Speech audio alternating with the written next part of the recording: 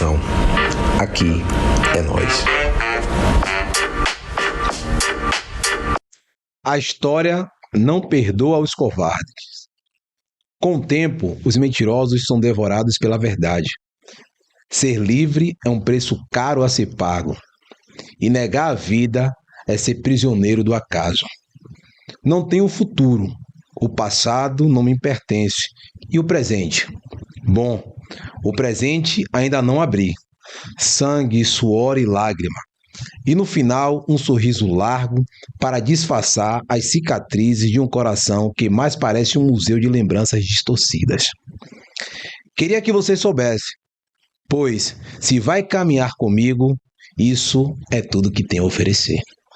Sejam todos bem-vindos a mais um episódio do Nós Podcast.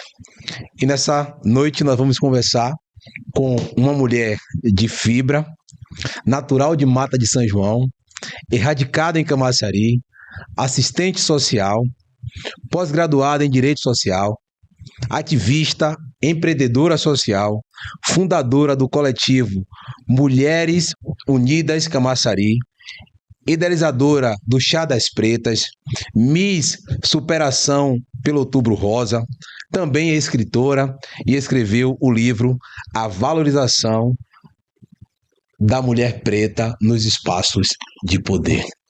Seja bem-vinda, minha amiga Marlone Silva Pereira. O Nós tem uma alegria enorme de receber você aqui com a gente. Boa noite, o prazer é todo meu. E obrigada pelo convite. Que bom ter você aqui, Marlone. É muita coisa, né, velho? Graças a Deus. É um currículo recheado. Dá tempo para fazer alguma coisa para a vida, para você, com uma agenda tão grande como essa aqui? Tem espaço? Tem, porque também eu sinto prazer nas atividades que eu faço. Legal. Então, assim, no momento que não me dar prazer no que eu fizer, também não faz sentido, né? Então dá para encaixar a família, né? Agora mesmo meus filhos, eles, mãe, vai para onde? Mamãe tá no podcast. É onde que é, mãe? É no YouTube? É no Instagram? Então, essa linhagem gostosa de a gente fazer o que nós amamos, eu acho que é por aí. E dá prazer também. Que bom, né? Que bom. É bom a gente fazer o que a gente gosta. Acho que é mais trabalhoso. Sim. Eu penso diferente do que muitas pessoas dizem, né? Da ideia de que quando você ama o que você faz, você não trabalha. Eu acho que eu penso sempre o inverso. E quando você ama o que você faz, você trabalha mais ainda, porque você quer sempre fazer o melhor, quer sempre ser melhor, quer sempre superar. Mas você é de Mata de São João, natural de Mata, se radicou aqui. Você veio para aqui com quantos anos? Ainda muito jovem ou já um pouco mais velha? Como foi essa sua trajetória até chegar em Camaçari? Eu sou do finalzinho da década de 79, e aí o que acontece? A minha mãe veio para Camaçari com um sonho, né? Dizem que tem um sonho americano. No interior tem o sonho, né, de vir para Camaçari para tentar uma vida e ter uma oportunidade. Foi assim que aconteceu com minha mãe. Ela teve um casamento, infelizmente, né, um abuso, né? Ela viveu um relacionamento abusivo e ela acabou vindo para Camaçari para tentar uma vida nova. E aqui ela conheceu meu pai. E é como eu falo, né, no início, que eu fui gestada aqui. E depois, minha mãe, na época, tudo aqui em Camaçari, nessa época, era lá em Mata. O cartório era em Mata, a maternidade era em Mata, ou então em Salvador, né? É tanto que a maioria dos jovens da minha idade, eles são de fora, não foram registrados aqui. Então eu fui registrada e nasci em Mata de São João. Fiquei lá até uns 6 meses, depois minha mãe regressou para continuar, né, trabalhando no polo petroquímico. E para viver em Camaçari? Sim.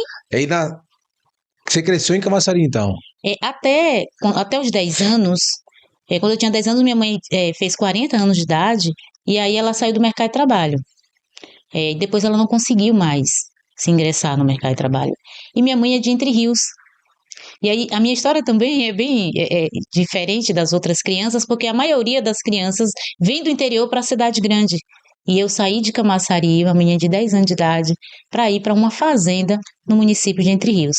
E aí eu vivi lá uns 7, 8 anos e depois eu regressei pra cá. Eu amo Camaçari te chamava, me puxava, né? Isso. Você queria ir pra Mata, volte pra cá, você foi pra Entre Rios, volte de novo. É bem isso. Não tem jeito, né?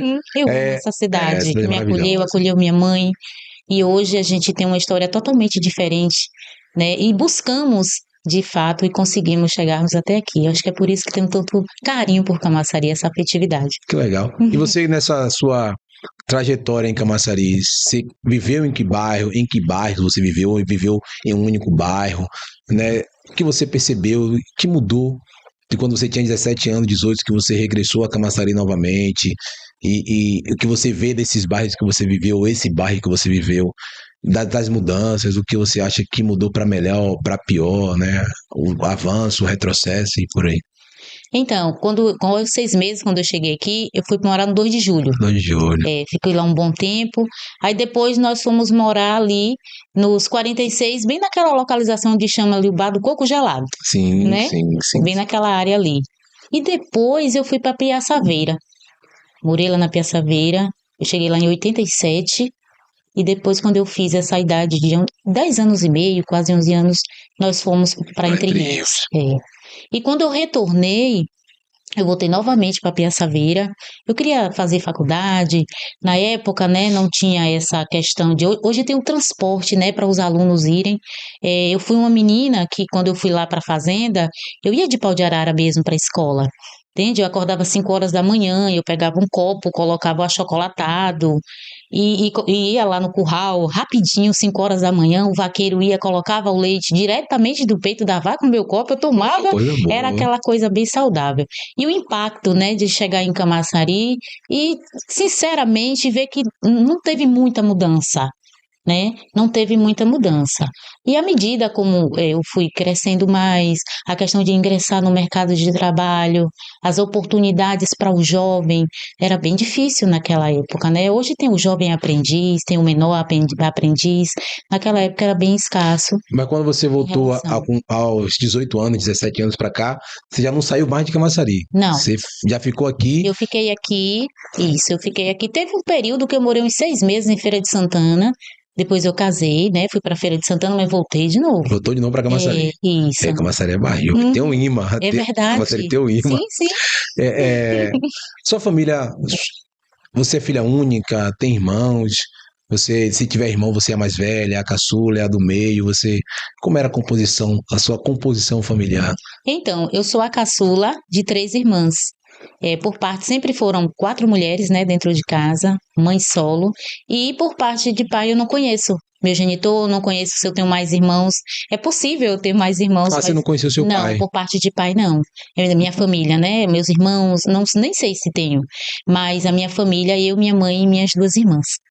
Só vocês 4, Sim, no nós caso? 4. Que bacana. Esse sempre foi o modelo de família e nunca faltou amor e respeito. É por isso que hoje a gente vê tanta intolerância, tanta discriminação por uma família perfeita. A família perfeita é aquela onde tem o respeito e o carinho. Eu acho que essa que é o modelo mesmo de família perfeita. É verdade. E como era a sua relação com suas irmãs? Era boa? Era relação boa? Então era mimada. Caçula. Então você era mimada pelas irmãs? Sim. Meu Deus do céu. Eu sou a caçula e aí minhas irmãs, elas iam Dava muito trabalho de irmã mais velha, você? Dava muito trabalho às suas irmãs? Acredito que sim, porque eu era a boneca delas. Meu Deus do né? céu. Então, foi um período muito gostoso. Elas iam brincar, me levava junto. Aí tinha o Charlie, né? E meu Charlie vinha todo cheio de matinho, cheio aquelas questões bem gostosas do ser criança. Porém, com a responsabilidade, porque minha mãe saía para trabalhar e quem me olhava eram minhas irmãs. E minha mãe sempre morava em avenidas, porque era um pouco mais seguro. São essas questões que me impactam hoje em dia, porque os vizinhos olhavam os filhos, né? Eu comecei sobre isso essa semana, sabia? Com aquele olhar acolhedor, tá fazendo o que na rua, tá brincando com quem, né? Isso era tão saudável. Eu sinto falta desse olhar fraterno que infelizmente está se perdendo. Hoje é cada um por si, e essa palavra ela é um pouco dura. A gente conversou aqui semana passada com um artista da cidade, um músico, né? Do rock, e ele falava justamente sobre isso. Ele dizia, eu perguntei a ele cresceu no bairro da Bomba, né? E eu perguntei a ele, o que mudou na Bomba? O que você acha que tá faltando? O que melhorou? Ele disse, velho, a Bomba mudou muito para pior. Porque eu sou de um tempo que os vizinhos cuidavam um dos outros, a gente sentava na porta para conversar, a gente, se eu passasse, o vizinho avisava minha mãe, sei quem tá aqui, não sei aonde, fazendo não sei o que e tal. Hoje não Hoje tem não tem isso, né? mais. Cada um por si, cada um toca a sua vida, cada um resolve os seus problemas, Verdade. né? E as pessoas estão cada vez mais solitárias, perdão. As pessoas estão cada vez mais solitárias e cuidando cada uma do seu pedacinho, do seu quadrado, né? Aquela musiquinha ado, cada um no seu quadrado. Verdade. E realmente esse tempo, né? Eu cresci também assim dessa forma. E eu conversava essa semana com minha mãe sobre isso, sobre a dificuldade de ter um filho hoje. Que eu sempre falo às pessoas assim que a questão pior de ter uma criança hoje é tempo. Você ter tempo para se dedicar a ela. Porque no meu tempo eu cresci educado pelos meus vizinhos. A gente tava na rua, os vizinhos tomando conta, né, olhando. Bem isso. Ao tempo que a gente chamava esse vizinho, a gente chamava de fofoqueira. Dona Bubuca é uma fofoqueira demais, tudo ela fala com a senhora, não sei o quê. Depois a gente entendeu, né, qual era o papel de Dona Bubuca naquele processo, de Dona Lindaura, de Cuidado, Mildinha, né? Quando a gente fica mais velho, amadurece, a gente entende quanto aquilo é importante pra gente. E um pouco disso se perdeu na vida. Mas como é que você resolve ingressar na assistência social? Isso era um sonho ainda de menina ou foi uma coisa mais velha já e tal? Eu tenho uma tia que é professora e já depois de quase 50 anos ela resolveu ser assistente social. Ela fez faculdade, formou e tal. E no seu caso já eram coisas ainda já da juventude ainda ou... Olha, quando eu morava na época lá no bairro do Coco, dos 46, né, ali naquelas proximidades ali, tinha um módulo. Eu não sei qual é a sua idade. Módulo Um policial. módulo policial. Sim. E aí eu dizia que ia ser juíza. Eu falava isso comigo mesmo. Eu vou ser juíza, vou prender todo mundo. Oh, Deus. E aí o tempo passou, eu fiz, né, o vestibular na UNEB, ficava na reserva, ficava ali, eu digo, eita, e agora? Então eu vou em busca de uma profissão que tenha a área do direito e que também ajude as pessoas. Porque minha mãe foi muito ajudada. Hoje, para nós estarmos aqui, hoje fala assim, as coisas hoje é mais difícil. Eu não sei quando foi fácil. Eu não lembro dessa época do fácil.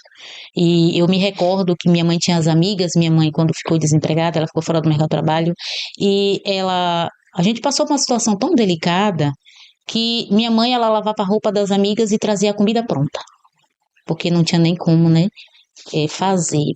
Porém, eu tinha esse senso de gratidão. E como era que eu ia retribuir isso?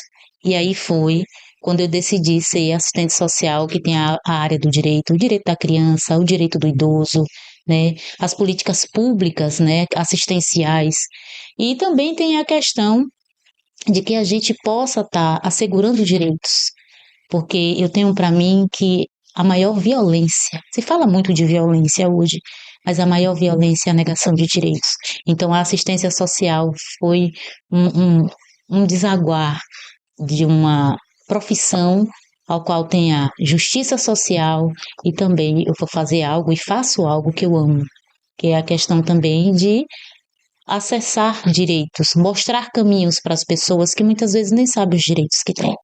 Na verdade, você buscou uma profissão que você queria retribuir, né? Será que foi isso que eu entendi? Isso, você queria retribuir aquilo que as pessoas eventualmente fez por você, né? E ajudou a sua família a chegar até aqui, né? Então, você queria também dar essa contribuição. Isso. Não, eu fui ajudado e tento encontrar uma forma aí de poder ajudar essas pessoas. Muito bem Que bacana, né? É um gesto nobre, viu?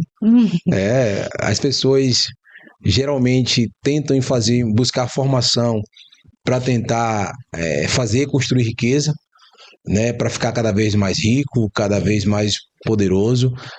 Dificilmente alguém tenta buscar uma faculdade, um nível superior, pensando em retribuir e deixar algum legado para a sociedade. Realmente é um gesto assim de muita nobreza. E talvez seja por isso que você ingressou no ativismo, né? Esse ativismo social, empresarial, empreendedor, melhor dizendo, né? Junto com o coletivo de mulheres de Camaçari. O que vocês fazem mesmo nesse coletivo de mulheres de Camaçari? O Mulheres Unidas Camaçari surgiu devido a muitas questões que estavam acontecendo no nosso município a respeito de violação de direitos de meninas. Estava com muito casos de meninas abusadas, muito casos de feminicídios. E aí eu resolvi fazer a caminhada da paz pela vida das mulheres. E quando eu convidei algumas amigas, nós fomos para a rua foi ali na escola, em frente, o ponto de encontro foi em frente à escola modelo, e eu me recordo que daqui a pouco, quando eu olho, tinha 120 pessoas. Vieram pessoas até de Dias d'Ávila. E o propósito dessa caminhada era para dizer que as mulheres de Camaçari eram contra esses fatos ruins que estavam acontecendo na nossa cidade e que nós estávamos atentas, porque houve um caso também na Gleba, daquela menina de Milena, que me deixou muito impactada, porque eu estudei no Mascarenhas, eu estudei no Maria Quitéria e logo em seguida eu fui para o Mascarenhas. Ali era um caminho, né, que na época nós fazíamos para ir para a escola, e aconteceu aquela tragédia. Então, assim, a maioria das pessoas, o poder público se silenciou. Então, eu, quanto sociedade civil, vesti mesmo a camisa de fazer o dever de casa. Eu digo, vamos para a rua. Não era afiliada a político, a partido político nenhum. E desde então, assim que teve o final da caminhada, nós fizemos uma oração pela nossa cidade, dentro da crença de cada um, que a gente respeita. E que bom que tem essa diversidade. Já pensou se tivesse 1000 Marlones por aí, meu Deus? Você entende? Eu falo às pessoas sempre assim, né? Acho que nem Imagine, Deus fazia não é? sentido em Eu nossa falei assim, vida. imagine, velho, você chegar na esquina ali tem um cara igual a você. Você chegar em outro lugar tem um cara igual a Isso. você enlouquece, né? E também acho que nem Deus ia fazer sentido em nossa vida. E aí as mulheres, né, no finalzinho, vieram vários relatos. É onde é a sede do projeto. Eu me senti representada. E desde então, rapaz, eu vou fazer um projeto, eu vou criar algo. E aí surgiu Mulheres Unidas Camaçari. E desde então nós fazemos as nossas reuniões, a gente ainda não tem sede, veio a pandemia, aconteceu muitas coisas, aconteceu outros fatos que eu, juntamente com outras mulheres, não sei se você soube, né, em 2019, que teve uma banda que veio aqui para o município, e aí na banda, uma das letras da música dizia que a mulher ia jogar água quente no homem por ciúme. E aí nós entramos com ação no Ministério Público e nós conseguimos fazer com que essa banda viesse, porém, porque nada contra a banda, a questão é a letra.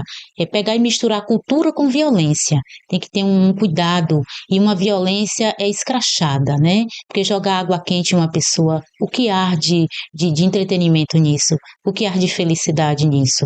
Né? Então, assim, na época, o promotor ele foi bem solícito em relação à causa, a banda veio e não tocou a música. Então, acho que é sobre isso, é a gente tomar posse do nosso lugar de cidadão, porque cobrar é muito fácil.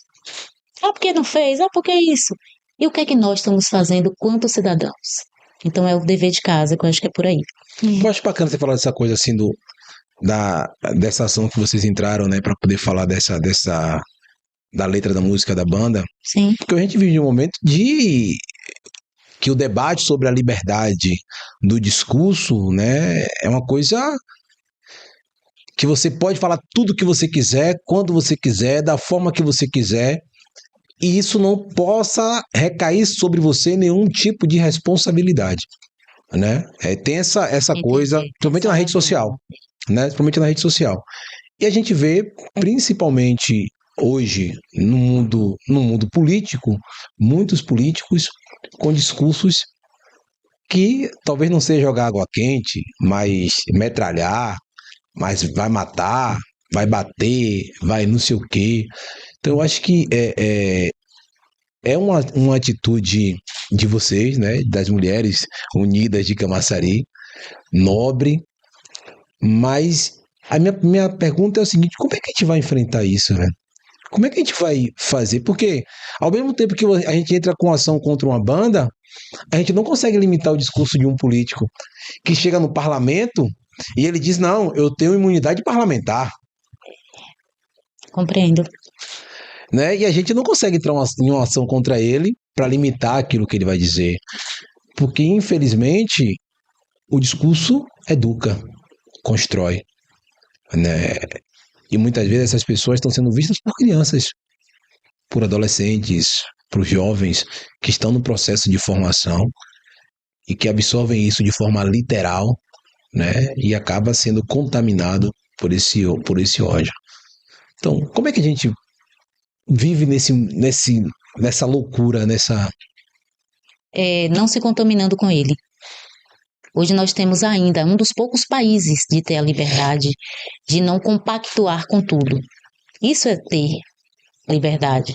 Então não é porque é moda que eu tenho que me adaptar a ela. Não é obrigatório, né? Não é obrigatório, velho.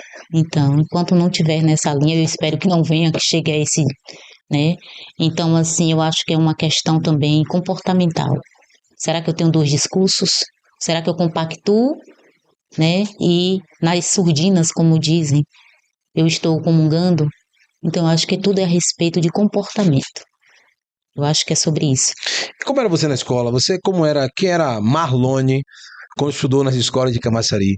Você era aquela aluna CDF, estava na frente, copiava tudo que o professor mandava. Era do fundão, com a galera da resenha, né? Brincava muito, mas na hora de fazer atividade estava ali. Ou é a cara do meio, né? Aquele do meio é aquele o sonso, que gosta de estar no fundão, gosta da sacanagem, da bagunça com a galera, mas quando tá na frente do professor, dá uma de estudioso, de CDF, de gênio e tal. Como era você? A vida é feita de fase, né? Muito bom. A vida é feita de fases. Então, aquela fase Maria Quitéria, né? Eu ficava no meio. Ficava no meio. Porque eu também não podia sentar no fundo. Senão a família ia lá na escola. Minha mãe, ela trabalhava, mas eu também na Pensaveira eu morava com minha tia.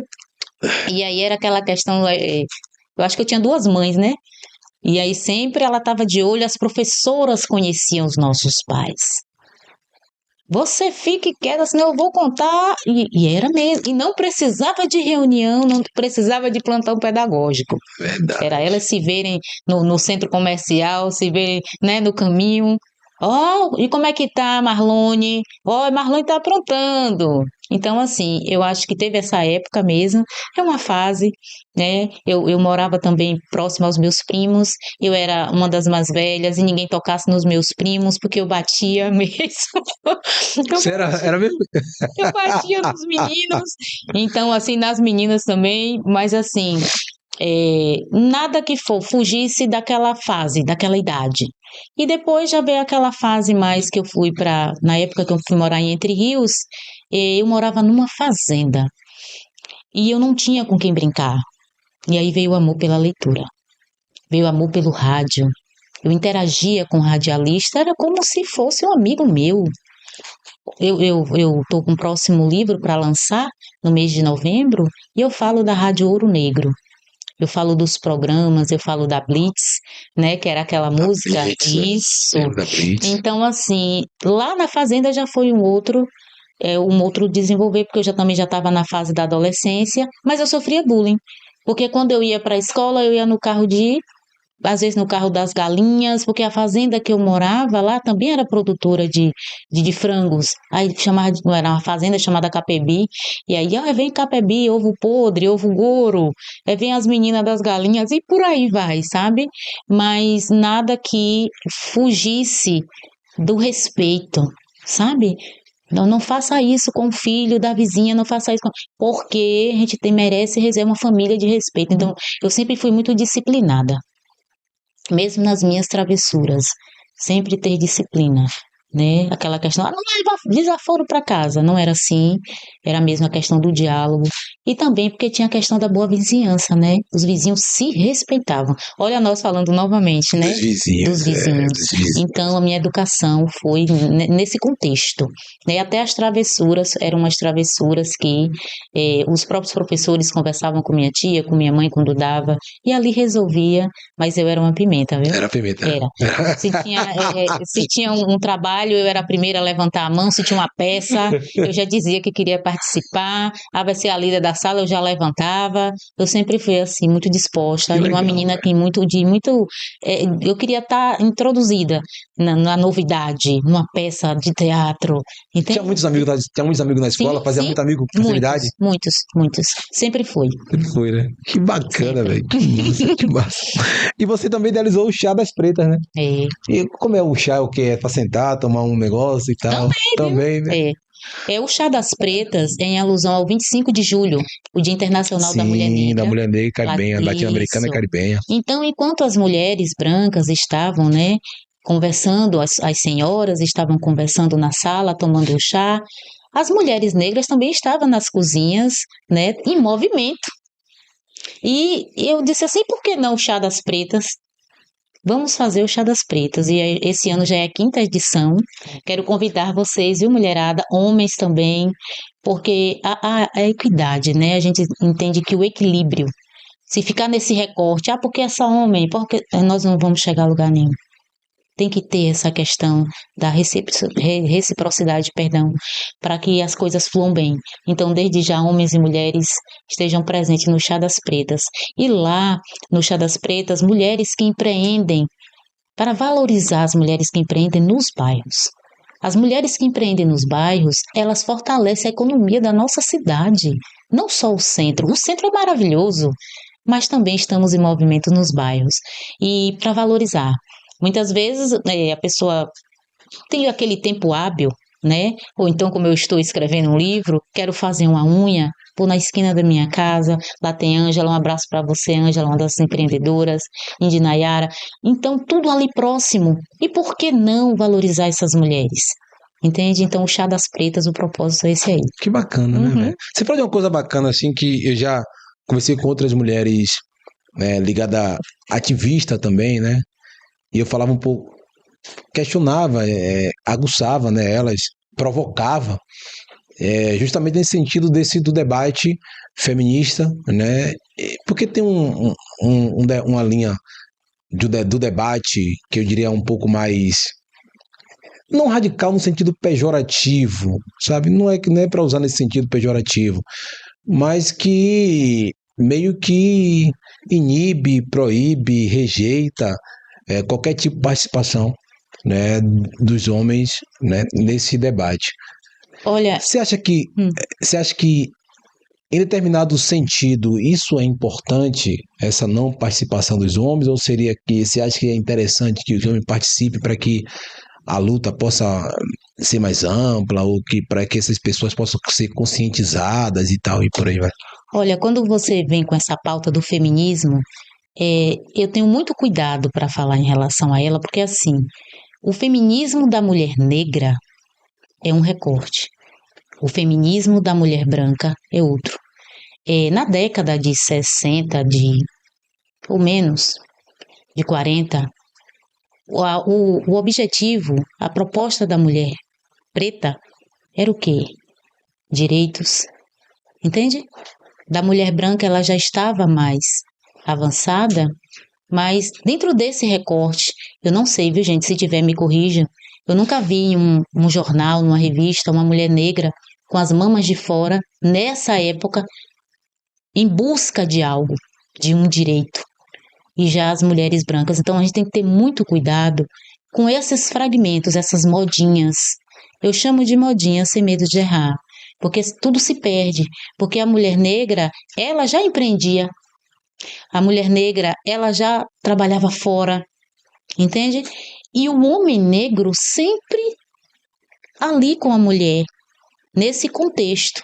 Não se casavam, pelo menos aqui no nosso país, um homem negro e uma mulher negra não se casavam por causa de bens, de dotes. Muitos casavam por amor e hoje a gente tem essa liberdade, né? E naquela época não era assim. Então, assim, a gente tem que ter muito cuidado. Eu vejo que o homem e a mulher negra, eles não podem se distrair com modinhas e ambos, eles dependem do outro para que os propósitos fluam bem. Né? Tem particularidade que é só do homem, tem particularidade que é só da mulher. Mas por que eu não posso ser recíproca? Eu não posso ter um olhar de empatia para com o homem? Porque se tem um político, por exemplo, em relação a gestar, a uma mulher da gravidez, né? O homem nunca vai saber o que é uma gestação.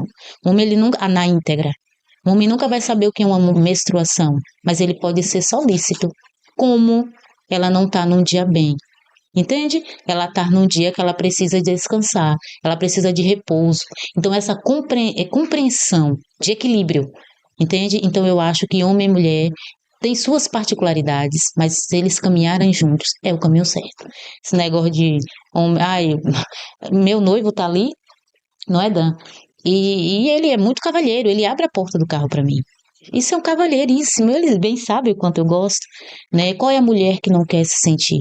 Mas tem mulheres, né, que dentro de um feminismo que se perdeu, que acha que isso é cafona. Cuidado, daqui a pouco as mulheres querem pegar você lá fora. Você entende? Não, eu falo sem medo de errar. Tô brincando, pelo amor de Deus, tô Eu brincando. falo sem medo de errar. Então, assim, e é por isso que essas essências, né? Não que no dia que ele não abrir eu vou me queixar, não é sobre isso. Não é Não sobre é? isso, Não é claro, sobre não é isso, sobre isso. mas a gente compreende que se a gente ficar com essa divisão, todo mundo sai perdendo. Todo mundo. O homem e a mulher, né? Eu lembro que eu vi Marilena Chauí falar uma vez justamente sobre isso, né? Ela dizia assim que os movimentos se fragmentaram.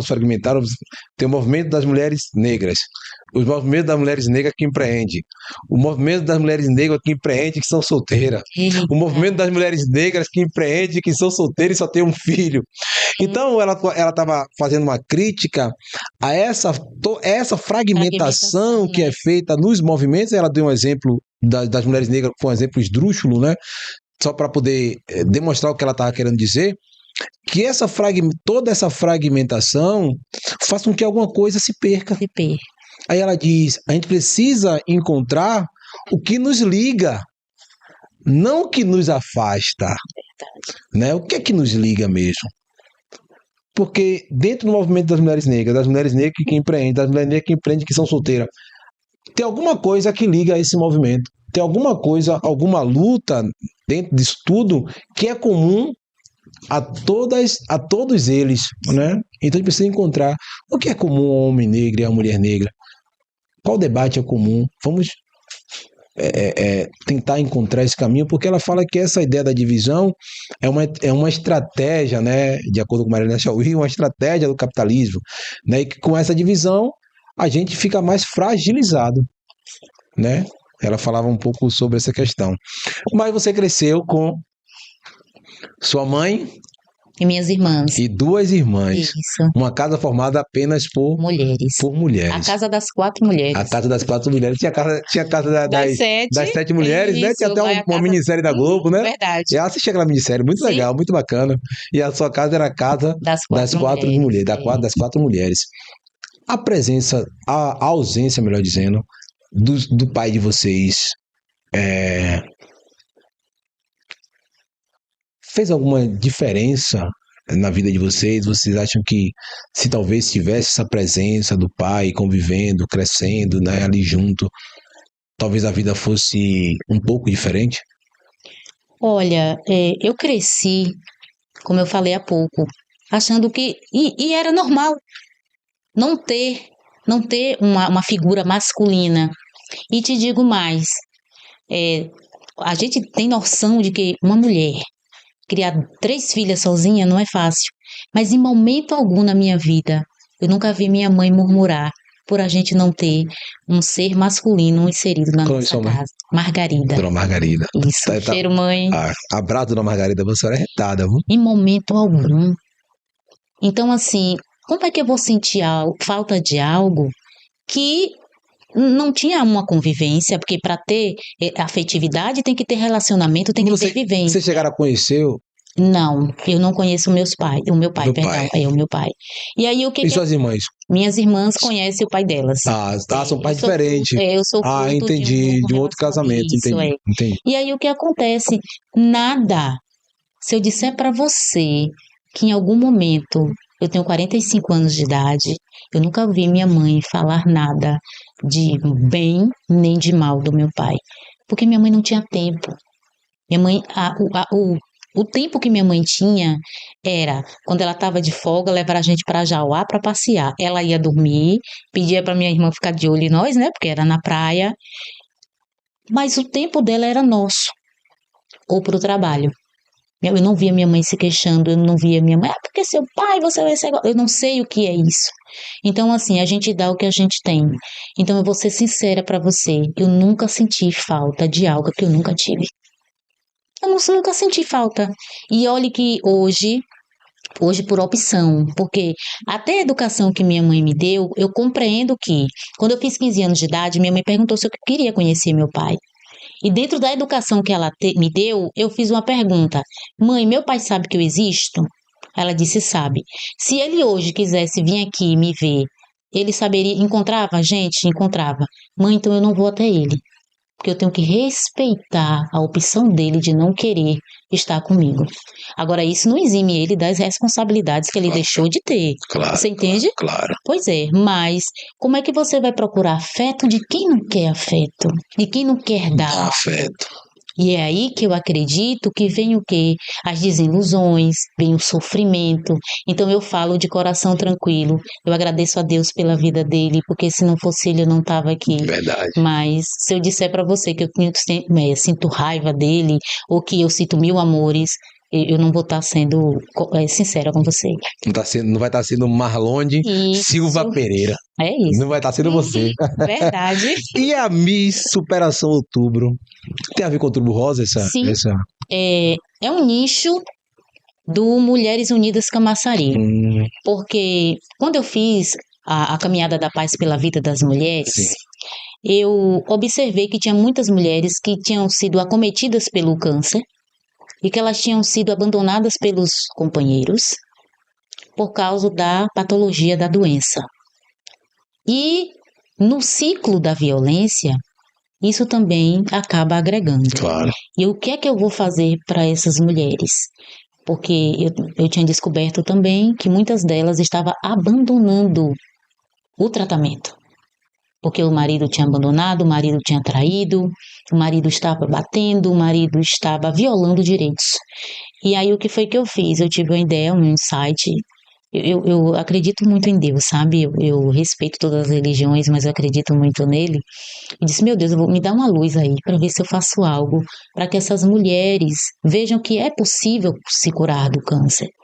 E aí eu busquei mulheres que tinham passado pelo processo de cura, já estava com o diagnóstico de cura, e convidei outras mulheres que estavam passando pelo processo da doença, do tratamento, para mostrar que a doença tem cura, que não era para elas desistirem de viver.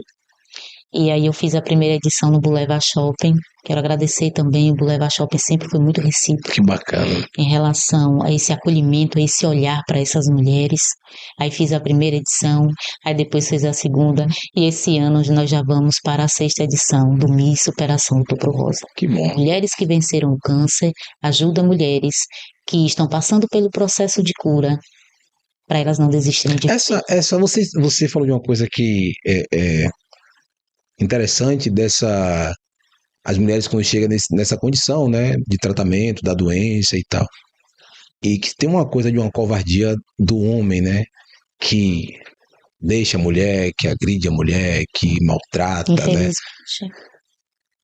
Essa é uma coisa, esse projeto de vocês tem um contato recorrente com isso, tem um relato recorrente, é uma coisa que realmente acontece com muita frequência ou uma coisa esporádica e tal? Infelizmente acontece.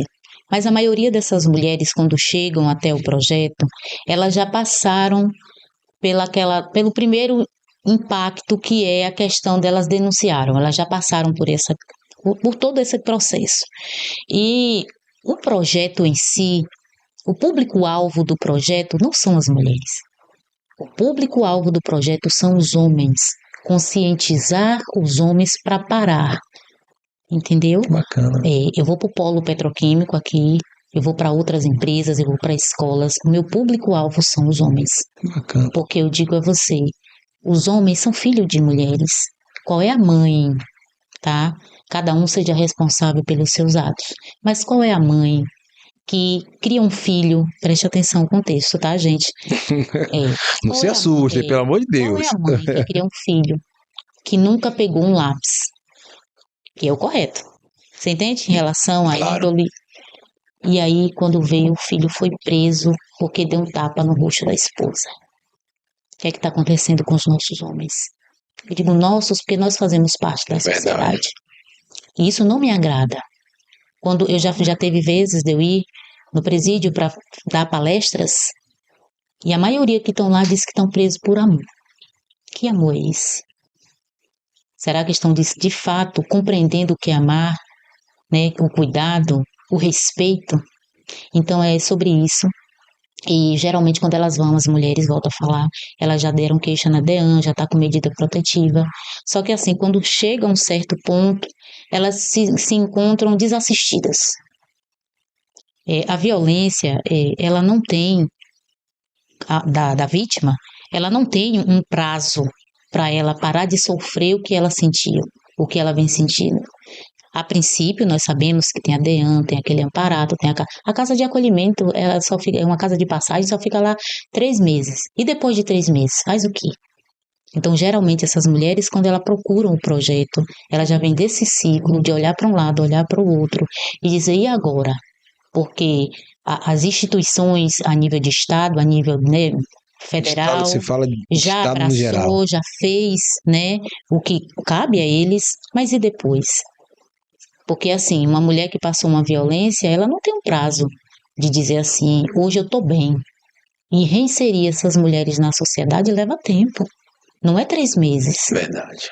Entende? Então, assim, quando elas vêm, é justamente para isso aí. Para a gente reinserir essas mulheres. Muitas delas têm síndrome do pânico, não querem sair na rua. Muitas delas, elas se fecham. Não querem mais viver mesmo. Tentam, infelizmente, contra a própria vida.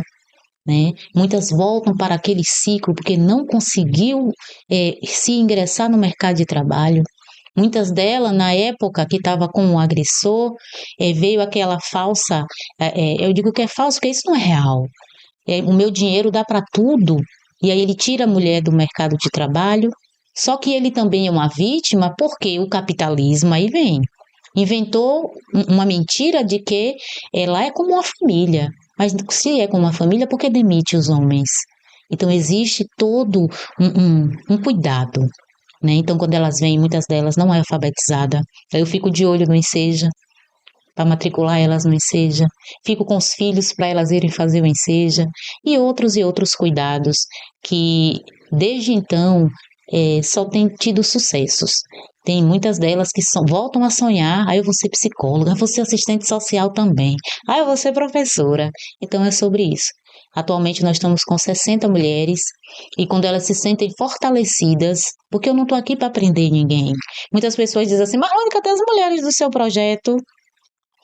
Elas estão vivendo, elas voltaram para a sociedade, elas estão trabalhando, elas estão estudando, sabe? Elas estão empreendendo. E é sobre isso. Entre tudo isso, né? Esse montão de coisa. Dá tempo para ser mãe também, né? Dá sim. É filho, filhas? Eu sou mãe de 3 meninos. 3 meninos. É. O mais velho tem quantos anos, o mais novo? Mãe chama de menino, né? Chama de menino. O Nicolas tem 20 anos. 20 anos. É um caçula esse? É o mais velho. E o caçula? O caçula tem 11 anos. Como é que você... Como é o nome? Yosef. Yosef. É alemão, é? Não, é judeu. Judeu, Yosef. E Joab tem 11 aninhos, final do mês agora tem 12, perdão, vai fazer 13. 13 anos. Você consegue... Como é que você consegue, né? São 3 garotos que têm realmente uma faixa etária de idade diferente, bem grande, né? Você tem uma estratégia, ou você não conversa sobre essas questões com eles, ou se você conversa sobre isso com eles, você tem uma estratégia diferente para cada um, uma estratégia porque é de 20 anos, porque quando ele tira 20 anos já tá namorando, né, já e tal, o que tem 13 pro menorzinho, ou você acha que ainda não é o momento, ou eles vai mesmo já vendo você nessa luta, nesse debate, nessa discussão, eles já vão assimilando essas ideias e tal. Como é que se funciona Não isso? tem uma receita pronta. Claro. Nicolas, assim, a respeito da idade de Nicolas e a idade eu e minhas irmãs. E Nicolas com Joab. É o mesmo período. Então, assim, na época de Nicolas, né, eu trabalhava na indústria, eu ainda não estava focada, eu tinha começado a fazer a faculdade de Direito. Sim. Mas eu sempre fui aquela Barlone antes de ser universitária. Aí depois veio o Joab, né? Joab já foi no finalzinho, ele já vem acompanhando o Yosef também. Eu acho que nós falamos muito a respeito dos homens, mas que homens nós estamos capacitando, nós estamos treinando para estar com a sociedade para além dos portões da nossa casa. Claro. Porque é sobre isso, é sobre referência. Quando meus filhos perguntam, mãe, vai para onde? Eu digo para eles, mamãe vai para o podcast falar a respeito da questão da pauta, um exemplo, antirracista. Mãe, o que é antirracista? Eu tenho que conversar com ele. Se eu quero que meus filhos tenham novos comportamentos, eu tenho que ser exemplo e ensinar caminhos. Eu não estou dizendo que eles vão fazer exatamente, porque tem suas Claro, claro, personalidades, claro, né? claro. São três mentes Sofre outras diferentes. influências também. Isso, tem isso também. Porém, que eu seja um exemplo para eles e que eles sejam diferenciados onde eles vão estar inseridos. Na escola, Nicolas já trabalha, então é sobre isso, respeitar. Eu sempre falo com eles, respeite a filha dos outros. É aquela questão assim, sabe? Porque poderia ser sua irmã, poderia ser sua mãe, entende? Então é sobre isso. Eu acho que nós temos que sermos exemplo para que os nossos filhos possam fazer esse treinamento fora, né, das nossas casas. Você também deu tempo, né, para você escrever um livro Uhum. que tem um tema bem emblemático que eu gosto particularmente, que é a valorização da mulher preta nos espaços de poder. Como foi que você pensou em escrever esse livro? Você veio um insight assim, você leu alguma coisa, você assistiu alguma coisa e aí você foi escrever um livro sobre isso? Olha, eu estava desenvolvendo o meu primeiro livro, que agora vai ser o segundo. Compreende? E eu passei por uma situação muito, eu não digo peculiar, porque é algo muito corriqueiro. Quando veio uma mulher numa posição de poder mesmo. E eu comecei a observar e eu vi bastante a respeito. Você por aqui? Sabe? E aí por que que eu Eu não poderia? entendi. Por que eu não poderia estar aqui? Então, assim, eu comecei a me entender nesse meio e surgiu o livro A Valorização da Mulher Preta nos Espaços de Poder, porque somos sempre questionadas. Você entende? Sendo que a gente luta porque o sol brilha para todos, de fato, né? Mas que cada um trace o seu caminho para que esteja ao seu lugar ao sol. É sobre isso. Então, por que que essa admiração quando a gente fala a respeito de um advogado? O que é que vem na nossa mente? Um homem branco, terno, trajado. Por que não um homem negro? Quando fala dentista, né? Por que não uma mulher preta, uma mulher que também seja tão boa quanto uma mulher branca? Então, assim, esse livro ele veio nesse contexto de dizer que a valorização tem que vir de nós. Enquanto nós estamos sendo tentando terceiros tentando nos pausar, tentando nos frear, a gente tem que substituir palavras. Eu poderia dizer que é a desvalorização, mas não, porque nós estamos cansados desses estereótipos, né? Tem uma hora que cansa da gente ser só desvalorizado, da nossa conversa, nosso diálogo ser sempre racismo. Eu não quero mais falar sobre racismo, eu estou cansada. Eu quero falar sobre pautas antirracistas, entende? Então a valorização da mulher preta é sobre isso e que infelizmente até outros homens negros. Essa foto, essa capa, ela é real. E a capa é emblemática, né? Ela é real. É real? Ela aconteceu no dia 11 de fevereiro desse ano. Eu estava no meu mercado, no meu trabalho, e aí chegou essa criatura, entende? Chegou lá e começou. Peça para sair. E aí veio o insight, eu vou escrever um livro. Porque a gente sabe que nós, quando começamos a mostrar que Deus, ele criou a gente tão inteligente quanto os brancos, entende? A gente fica com medo de ser silenciado. E se um dia alguém quiser me silenciar, meus livros estão aí. Podem até querer acabar com a matéria, mas com a leitura, com a educação, ninguém nunca vai conseguir acabar. Sabe que esse é um tema espinhoso, né? Sim. Né? Essa ideia da valorização da mulher no espaço, da mulher preta no espaço de poder. Porque quando a gente olha para os espaços de poder, seja no setor privado, no setor público, a gente não consegue ver essas pessoas. Justamente. Né? É uma, duas e tal. E quando tem uma, e essa uma ou duas que está lá, é a base de um sacrifício absurdo. Tendo que ser 1000 todo dia. Não é para ser 100, tem que ser 1000 todo dia, né? Porque você precisa ser 1000 todo dia para que as pessoas entendam que você tem capacidade de estar ali. Isso. Então você precisa provar o tempo O inteiro. tempo inteiro. tempo Isso é inteiro. cansativo. Eu não sei se talvez fosse uma mulher branca nesse lugar que você estava aqui, que essa pessoa chegou. Eu não sei se ele diria para a mulher branca, peça para sair. Eu não sei se a pessoa falaria isso. Compreendo. Eu não sei se ele diria isso. Mas como era uma mulher negra, e no imaginário das pessoas,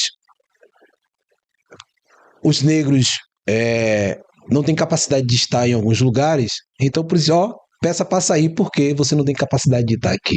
Pois é. Talvez ele quisesse falar isso, completar, Uhum. mas como não podia, então só falou peça para sair. Pois é.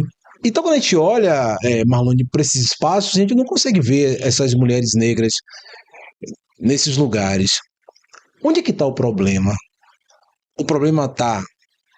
Tem uma coisa bacana que o Racionais, o Emicida depois vai trazer numa música dele, que ele diz assim, né, meio que da questão racial para os próprios pretos não tá nem aí para isso não.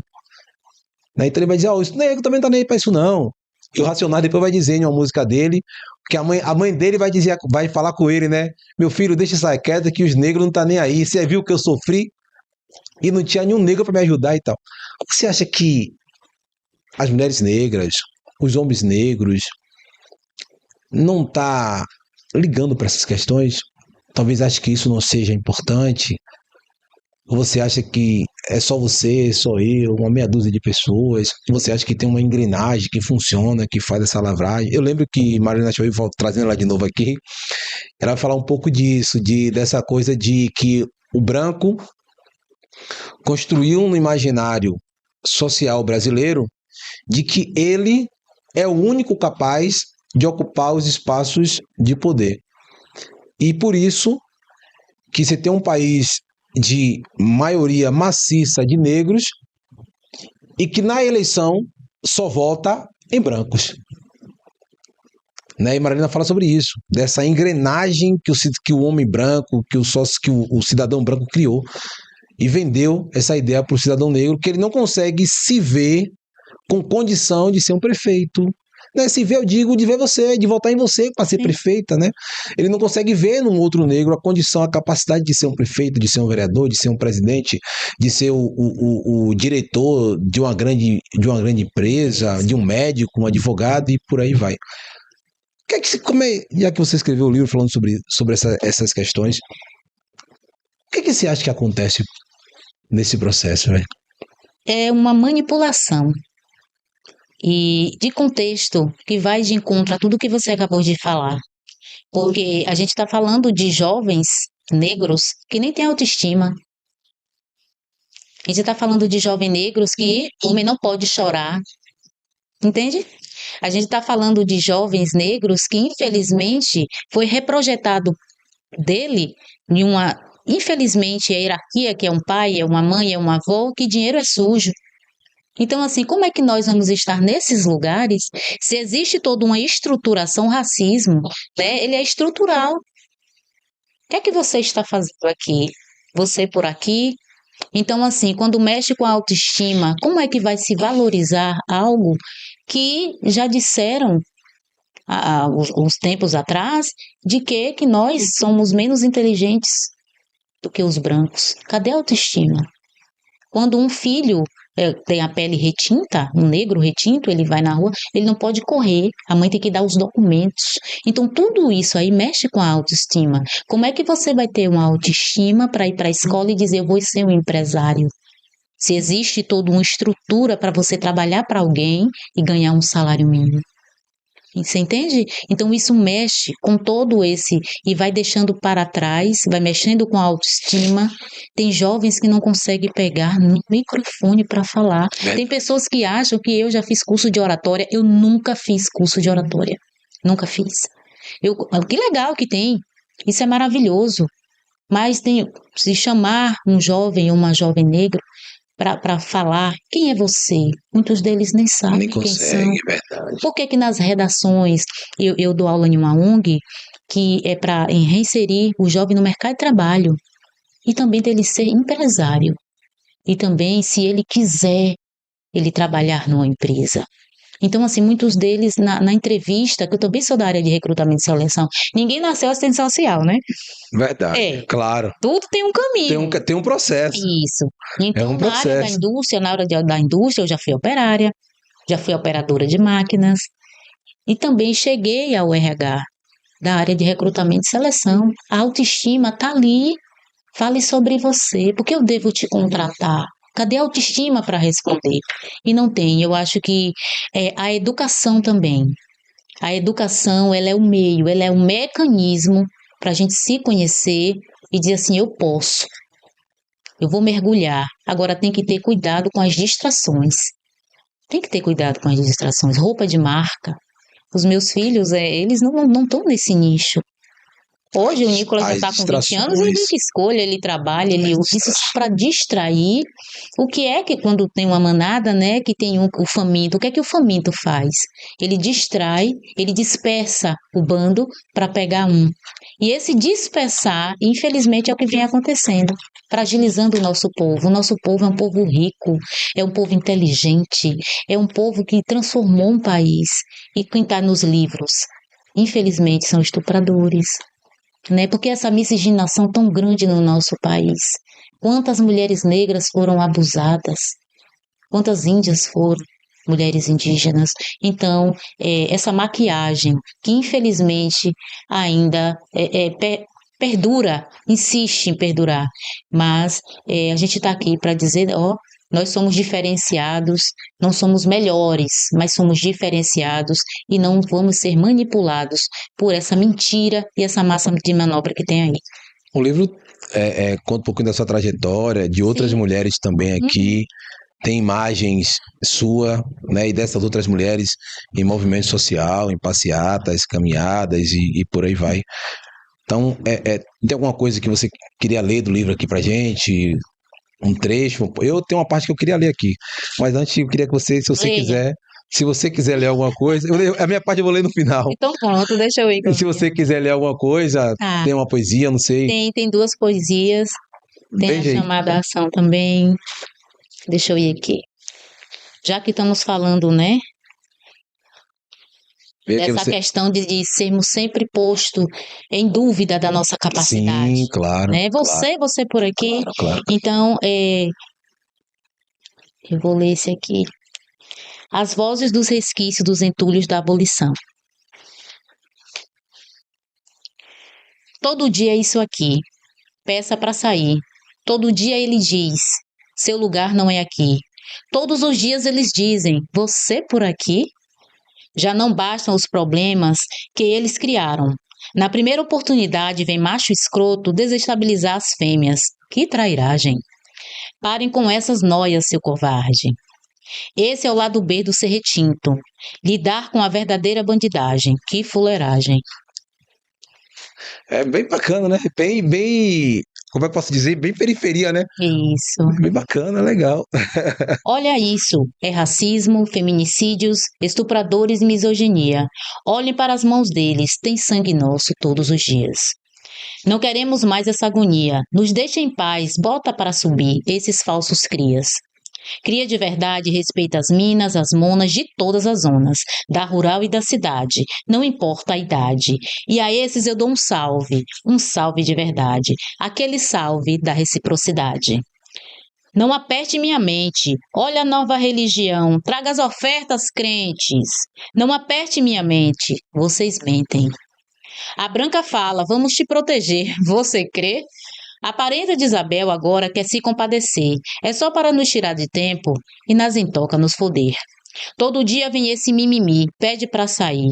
Todo dia esse mimimi, o que você faz aqui? O que é teu tá guardado. Vem aí o meu doutorado. É mais um diploma para te ver bem desestabilizado, seu dissimulado. Ele diz que vai para o céu, que Jesus é branco e ama Israel. Desinformados, ô gado infiel. As nossas ancestrais precisam descansar. Já deixaram seus legados? Vamos para cima, as mulheres pretas, punhos acirrados levantar.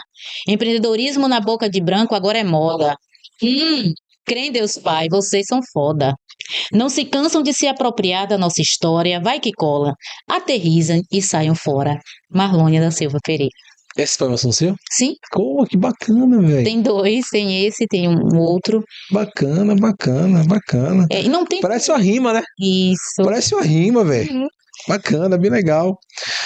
Deixa eu falar, você perguntar a você uma coisa que eu sempre gosto de saber das pessoas assim, que eu acho interessante. O que é a família pra você, cara? É a base. A família é a base. É nela que a gente se fortalece, é nela que nós. É um treinamento entre, digamos, quatro paredes, mas para a gente lá fora praticar, no mundo lá fora praticar. Família não é só os meus, né? A palavra fala que tem vizinhos que valem mais do que irmãos. E se fala de irmãos, fala de fraternidade. Então, se família é amor próprio, família é cuidado, família é respeito. Você é feliz com a sua vida até aqui? Você se sente realizada? Você está feliz com a sua vida? Ser feliz é algo que existe até uma romantização, né? Feliz eu acho que é um caminhar. Como é que eu vou estar feliz se ainda existe o racismo? Você entende? Como é que eu vou estar feliz se ainda tem homens que agridem mulheres, mulheres que perdem suas vidas, crianças que ainda são abusadas? Você entende?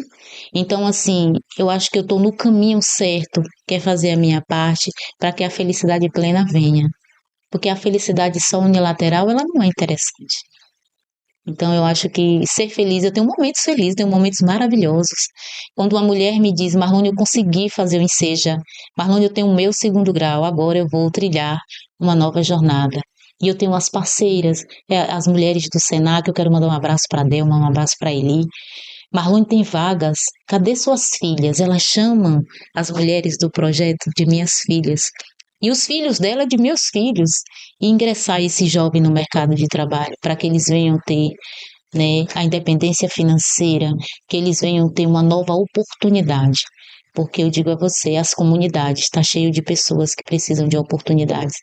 E que venha também pelas nossas mãos e pelas mãos de muitos que estão aí para abrir as portas para nós. O que Dona Margarida, sua mãe, representa para você? Minha mãe é meu tudo, abaixo de Deus. Minha mãe, hoje ela tem uma saúde tão fragilzinha. Quantos anos tem Dona Margarida agora? Minha mãe tem 76 anos, fez dia 10 agora. E eu disse assim, mãe, é um privilégio. Eu trouxe ela para morar comigo e é um privilégio. Porque eu via minha mãe poucas vezes. Ela chegava, eu estava dormindo por causa dos horários. E eu dormia cedo, né, naquela época. E aí, quando eu acordava, ela já tinha saído, mas já deixava minhas mamadeiras prontas. Então, assim, hoje é um privilégio eu ter minha mãe dentro de casa. Eu dou banho nela, eu dou cheiro em minha mãe, porque é uma troca. É o mínimo que eu posso fazer por uma mulher tão grandiosa que criou as filhas, né, com esses valores incríveis. Minha mãe é minha rainha. O que a Marlone de hoje, assistente social, pós-graduada, escritora, ativista, diria para Marlone de 10 anos de idade, que andava lá no carro de em meio às galinhas, sacaneada pelos colegas e tal. O que você diria para aquela menina de 10 anos lá atrás, cara? Hoje? Que ela sonhou o sonho certo naquela época. Porque nós morávamos numa fazenda e eu me lembro quando eu fiz 16 anos, o dono da fazenda, ele chegou para minha mãe disse, Marlone quer ir embora. Ele, mas Marlone vai embora por quê? E ele falou de uma maneira muito sim, sutil, porque a gente entende que o racismo ele é estrutural. Marlone tem perfil para ser a governanta da casa do meu filho. Você entende? E minha mãe não, ela quer ir para a faculdade. Faculdade o quê? Porque eles chamavam minha mãe assim com esse apelido. E manhã não, ela quer ir, ela vai. Então essa Marlone de lá de trás sente orgulho da Marlone de hoje. E que os nossos sonhos daquela época estão sendo realizados hoje. Amém. Em suma, a história de mulheres unidas em torno de interesses comuns são reflexo de uma virada significativa na luta por igualdade. Ao praticarem a sororidade, elas não apenas se fortalecem, mas também constrói um legado que inspira futuras gerações. É uma prova de que a união e o apoio mútuo são essenciais para transformar o sonho de poder e visibilidade em algo concreto e real. Muito obrigado, foi um prazer receber você aqui no nosso podcast. Alegria imensa. Acho que esse livro é meu agora, né? Sim. Vou poder ler esse livro depois. Vou ler esse livro depois com calma, com tranquilidade. Gosto de ler também. Que ótimo. Que bom ouvir sua história, uma história rica, uma história emocionante. Fiquei emocionado várias vezes aqui, não chorei porque homem não chora. Chora sim, viu? Pare com isso. Vou fazer uma mentoria com você. Não chora chorei. sim. E dinheiro é bom, viu? É verdade. Então, assim, mas é uma história muito bacana, muito boa. Parabéns pela sua vida, pela sua luta. Obrigada. Que você continue aí, dando alegria pra gente e lutando por todas essas mulheres. Pode mandar um recado para as pessoas, para que ela falar o que você quiser, fique super à vontade, o nós é seu. Eu quero agradecer mais uma vez pela oportunidade, porque através da minha fala, vem a fala de outras mulheres. Não tem como eu avançar e crescer sem elas. Então, para cada mulher, membro do Mulheres Unidas Camaçari, eu quero deixar um abraço, esse acolhimento que eu tive aqui, muito obrigada. E convoco os homens, porque essa luta é nossa. Não é? É como eu falei no início, é muito triste você ver um homem que tem sua vida, né, no cárcere por falta de instrução e por falta também de uma crença, sabe, de uma inovação. Os homens precisam se curar e os homens precisam se permitir para que o índice da violência ele diminua. E é sobre isso a gente está aqui em parceria, viu? Para que a gente possa ter dias melhores. Amém. Então é isso, galera. Obrigado. O Nós é isso. A história é política, emoção, é inspiração. Valeu e até a próxima. Tamo junto. Obrigada. Valeu. Que papo massa, velho. Que legal, que história de vida incrível, né, velho? Amém. Pô, espero que vocês tenham gostado. É emoção. Aqui é nós. É uma história realmente